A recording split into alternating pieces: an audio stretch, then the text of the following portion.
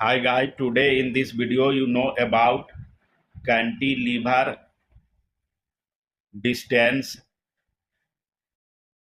for a double ply 2 by 10 beam. You have to find out here cantilever distance. You know that cantilever distance is overhang portion of the beam and how double ply beam are made. It is made by two 2 by 10 beam nailed together. And you know that deck beam provide a structural support to floor joist.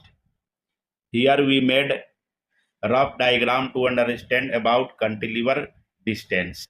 First we make a rough diagram. Here this one is post, two post, and the size of this post is 6 inch by 6 inch, and the beam runs horizontal to this post,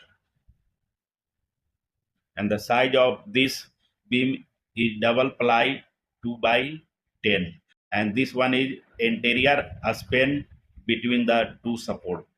This one is interior span and it is a span about 10 foot, and this one is cantilever distance you have to find out, and this one is also cantilever distance you have to find out, also called overhang portion at the two end point. Now the cantilever distance depends on many factors like building code in your area.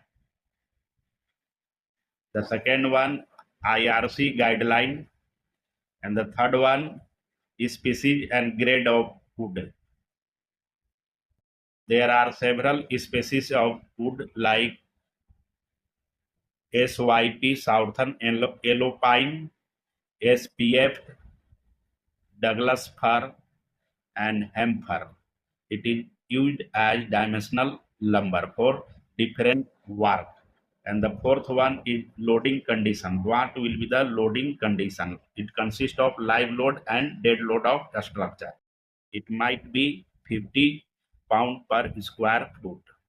Here we calculate the cantilever distance maximum as per thumb rule. What will be the thumb rule? The thumb rule for calculating maximum cantilever distance